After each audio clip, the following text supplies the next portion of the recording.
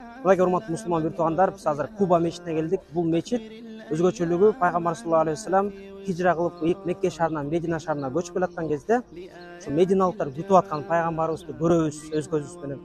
Кандай адам болду экен деп ушу күтүп аткан кезде 21 күн жол жүрүп Меккеден Мединага көчүп келет. Анан ошо мединалыктарга жолдордун астында пайгамбар саллаллаху алейхи вассалам жуунуп тазаланып алыс жол жүргөндө кыйынчылык ат менен келген. Анан ушундай кыйынчылык менен келип ушул Мединага келердин астында ушул Куба мечитине келип конуп ушул жерге.